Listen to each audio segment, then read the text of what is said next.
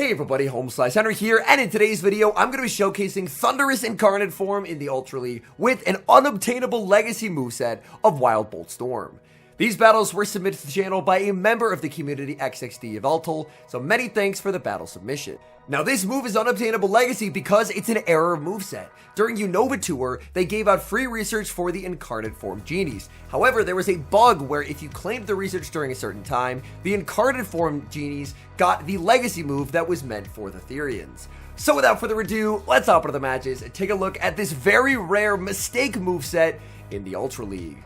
Hopping into the first match, leading Virizion into Zygarde. Obviously not an amazing matchup by any means, but considering you have an electric type in the back, gotta be pretty happy to see the Zygarde on the lead, where at the very least you can hit for neutral damage instead of having all of your electric moves get triple resisted.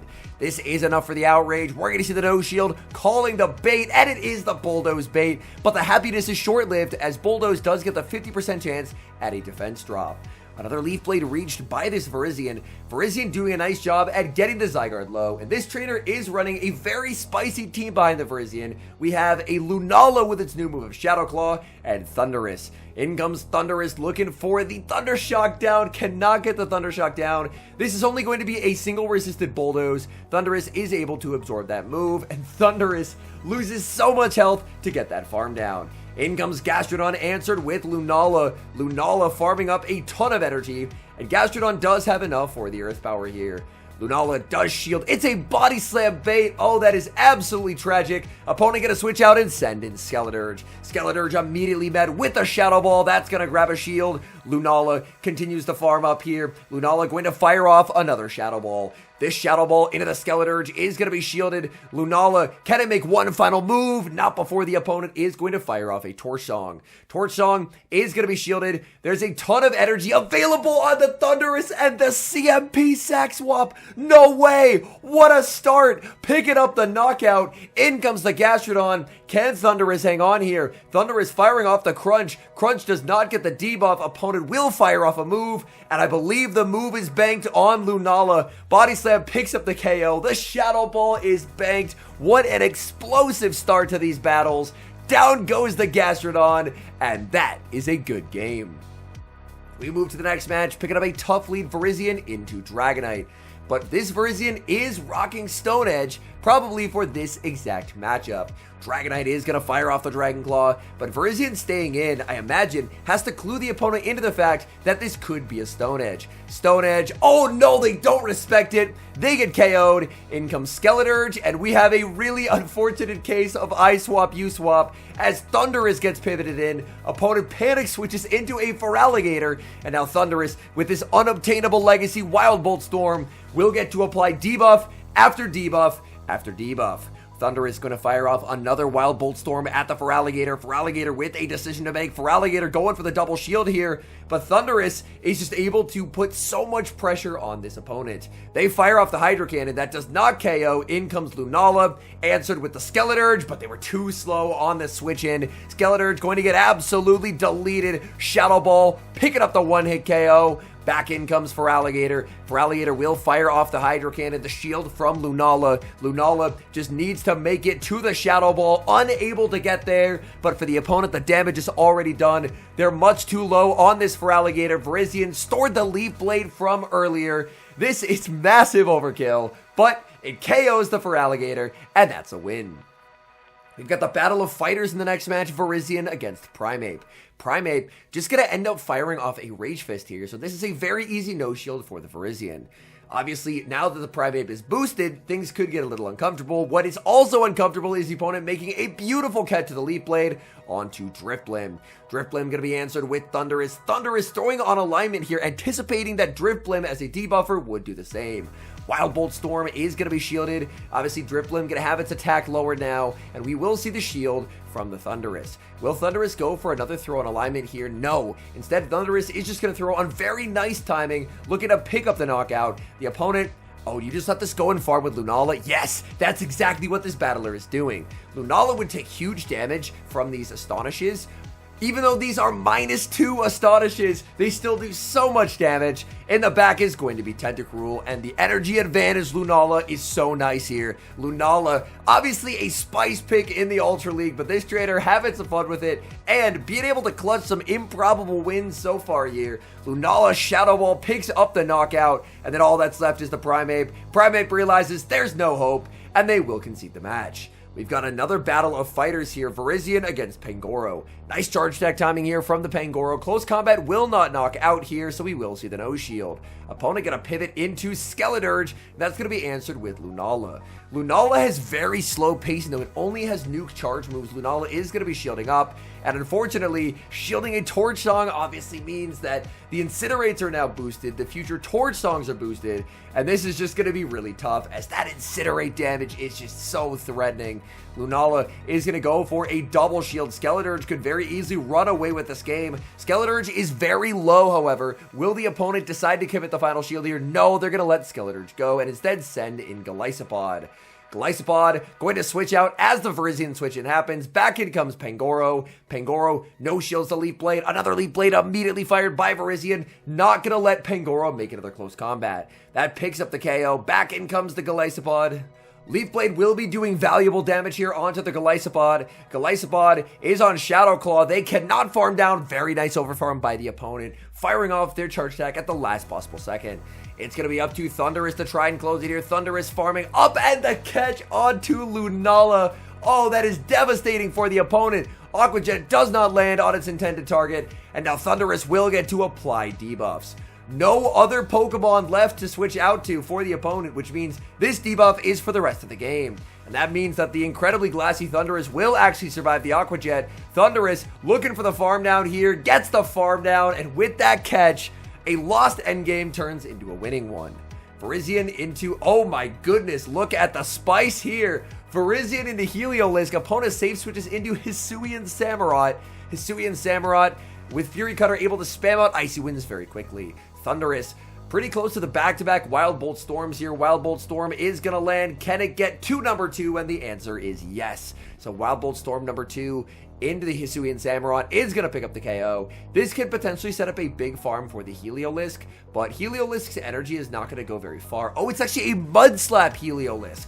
Mud Slap Heliolisk, a bit of an interesting pick here. We're going to see an aggressive pivot into Virizion. They bank a ton of energy, and oh no, being in the Virizion mirror without Sacred Sword is incredibly bad. Firing off the Leaf Blade, that's going to do absolutely nothing. Going for Leaf Blade number 2, and the opponent now knows that it's going to be Stone Edge as the final move on this Virizion, because obviously you would never throw a Leaf Blade in the mirror unless you didn't have a better option. And the opponent having Sacred Sword just adds up so much more. It can even potentially set up a farm down here after this next Sacred Sword is going to land. That Sacred Sword will connect, banking double Leaf Blades, the switch into Lunala. The opponent will get to land a Leaf Blade, which will hit for neutral damage. So Leaf Blade is going to land. There's the switch into Heliolisk, and now Heliolisk will get to fire off Parabolic Charge. Parabolic Charge is going to do big damage to Lunala. Lunala makes a Shadow Ball. It's double resisted, but they're so low that they actually have to shield it. In comes Virizion, and Virizion will get to pick up the KO here with the Leaf Blade. Leaf Blade picks up the knockout. Back in comes the Virizion. The opponent has gotten low thanks to the Shadow Claws. Leaf Blade does not KO. Thundurus is going to switch in, and it looks like Thundurus will be able to close out this game, shielding up the Leaf Blade, getting the Thundershock down, and that's game over. We move to the next match, and Virizion picks up a terrible lead as it's staring down Skeledirge. The Lunala save switch is answered with Feraligatr, and this is not off to a great start. Lunala is going to get a shield with the Shadow Ball. Can Feraligatr just Shadow Claw down here? It looks like they may have been able to. It is the non-Shadow Feraligatr, but I think they may have been able to farm down, but the opponent is unfamiliar with the counts. In comes Virizion. Since it's the non-Shadow Ice Beam, not nearly as threatening, so Virizion is going to no-shield, and Virizion will get to throw a 3 and the Leaf Blade. Leaf Blade will hit for some very nice damage onto Feraligatr, just completely knocking it out, and now it's one away from the Stone Edge. We're going to see the deferral of the Incinerate onto this Thundurus, but Thundurus is going to have a tall task ahead of it as Skeledirge goes for the Torch Song. Skeledirge now going to be hit with a crunch. I'm a bit surprised to not see a Wild Bolt Storm here, as I think the biggest concern is going to be these Incinerates. Another Torch Song coming out from the Skeledirge, and we will see the final shield from Thundurus. Thundurus is going to throw 4 Thunder Shocks and the move, maximizing the energy. This is it. Crunch has to knock out here. Crunch into Skeleturge, does pick up the KO in the bag. What is this doing here? A Primarina out of nowhere, and it's on Charm as well. Can double Leaf Blade KO? Can Virizion survive? And it does, just barely. Oh my goodness, what a jump scare in the back. The Charm Primarina in the back.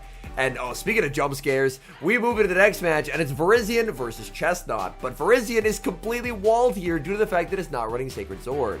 We've definitely seen quite a few matchups here where Sacred Sword would have been a really nice. Opponent is going to end up firing off a superpower, and we will see an undertapped Leaf Blade. The Leaf Blade will be no shielded. There's the switch into Lunala. Lunala hoping it caught a superpower here, but it did not. That's going to be a Thunder Punch, and out comes another Primarina. I believe these battles are pre-ELO or right around 2000 ELO, so we may see some interesting picks from the opponents, but the battles have been highly enjoyable so far. Primarina does not get the farm down. Lunala barely hanging on. Shadow Ball connects. Down goes Primarina, and back in comes the Chestnut. Back in comes the Virizion, though, not choosing to send in the Thundurus. Instead, just going to fire off this Leaf Blade. Leaf Blade will not knock out. Do you end up using a shield on Virizion? The answer is no. Saving 2 shields for Thundurus. It's another Skeleturge. And apparently this ELO range is just non-stop Skeleturge all the time. Was that a CMP tie by the Thundurus? Wild Bolt Storm. Oh, that's such a risky CMP tie. This will be the Torch Song from the opponent, but my goodness, an incredibly risky CMP tie there, because obviously if the opponent overfarms, you've just given them 20 free energy. The Crunch is going to land. That's big damage. Thundurus is losing health very rapidly here. Torch Song is going to land. There's the switch into the Chestnut, and now Chestnut will immediately get KO'd with Wild Bolt Storm. So down goes the Chestnut, in comes Skeleturge. Skeleturge gets Thunder Shock down, and that's game over. What a lead. Virizion into Credilli. Credilli staying in this matchup. What could they have in the back that is so bad that they're staying in Credilli versus Virizion? This is Credilli's worst matchup. Credilli is completely walled here. Even without Sacred Sword on the Virizion, this matchup is still atrocious. Credilli is going to go for the Rock Tomb. They pivot into a Belly Bolt. Oh no, they just have nothing for Virizion. When building a Belly Bolt team, it's absolutely imperative that you build strong into Virizion. This is a Thunder Shock Belly Bolt. Thunder Shock Belly Bolt is incredibly good, as Belly Bolt is going to lose charge attack priority here, but due to the defense boost, it's going to tank the Shadow Ball. That's not going to be a problem. Belly Bolt will now get to boost its defense up once again, and if this is no shielded, Belly Bolt will actually be able to farm down. So Belly Bolt is going to get the farm down, exiting pretty close to a move. In comes Virizion, and now Virizion will be chipped down with the Parabolic Charge. If they're this weak to Virizion, surely their third is something that just absolutely destroys Virizion. It just has to be. It's going to be a Mandibuzz. That's going to be answered with Thundurus, and now back in comes Credilli. Credilli will be hit with the Crunch. Crunch into a bulky Credilli, not going to be enough to knock out here. Credilli does end up committing the shield, because obviously they can apply an attack drop, making this Crunch that already did not hit very hard do even less. Credilli continues to farm. We're going to see another Rock Tomb and another shield. Can Thundurus potentially save this energy and pivot out? The clock is not yet up, unfortunately. Virizion, the clock should be up after this charge attack, but man, having to throw that move is very unfortunate. We're going to see a switch, a catch, and a sneak catching onto the Virizion. Rock Tomb is going to land, firing off this Stone Edge, anticipating that Mandibuzz switch in. Very nicely done. Stone Edge at -1, never going to hit very hard. Just going for the Leap Blade. Whatever chip is possible here. Leap Blade is going to connect onto the Mandibuzz. Mandibuzz will finally pick up the knockout with the Aerial Ace. Now the question is, how much damage will a Dark Pulse do to Thundurus? Thundurus, however, will get to actually make this Dark Pulse a lot less threatening by firing off the Wild Bolt Storm.